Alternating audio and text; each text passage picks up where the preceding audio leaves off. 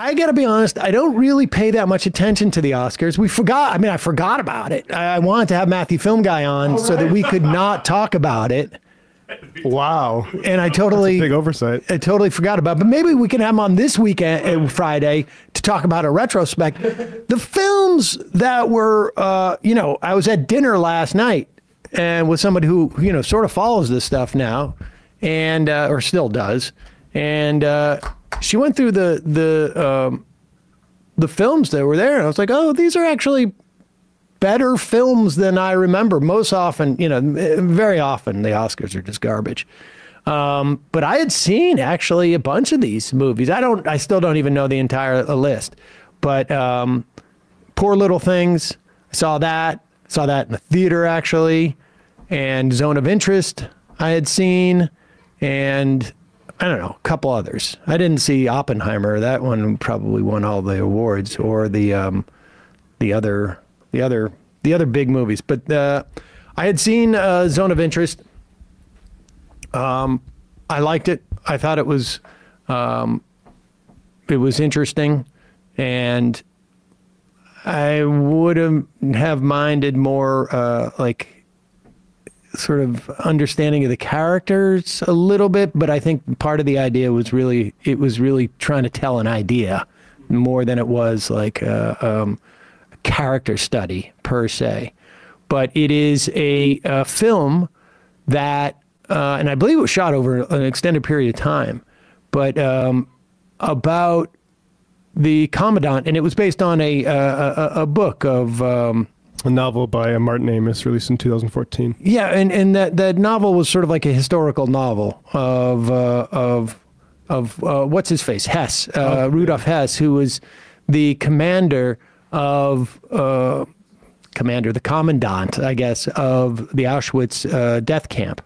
And it sort of tells the story, but it really is more of a almost like an ethnography of what a family who of a commandant living right outside the wall of Auschwitz, what their daily life is like.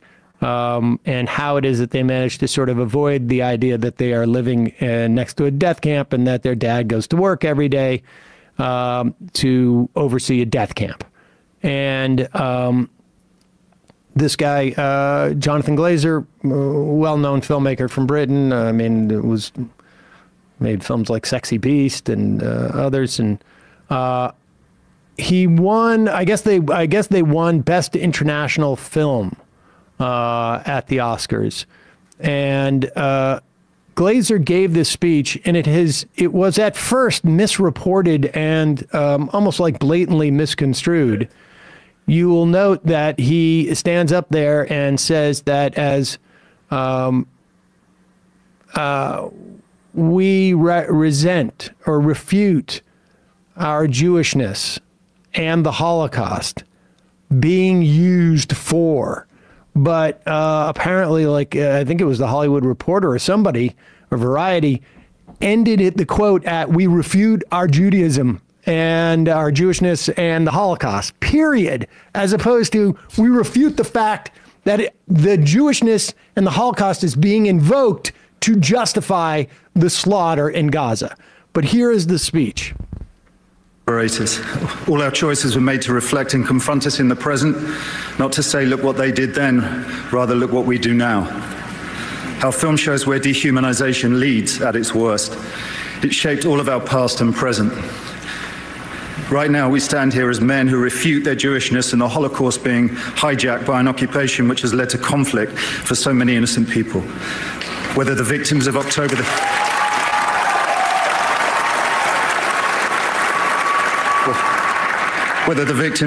the 7th in Israel or the ongoing attack on Gaza, all are victims of this dehumanization.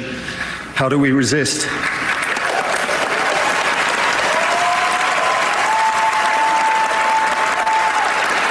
Alexandra Bistron Kaladziejczak, the girl who glows in the film as she did in life, chose to. I dedicate this to her memory and her resistance. Thank you.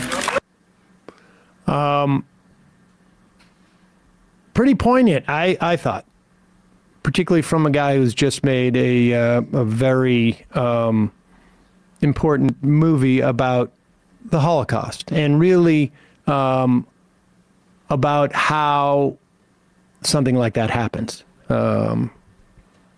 How, you know, sort of an awareness and if there is anything that I think is like sort of marks what's going on in Gaza is the capacity of a large swath of people, whether it's here in this country or in Israel, to disassociate themselves from the humanity of the people who are suffering there.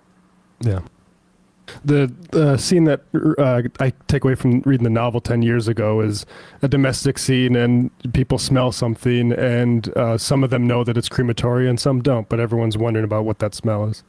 And I don't know if that really came up in the film. I don't recall that, but there is a certain quality of, like, you know, middle class, upper middle class people who are just like ambitious and it being corporate. And this idea of, like, you know, we got a job to do and we want to have a nice life for ourselves, and this is part of it.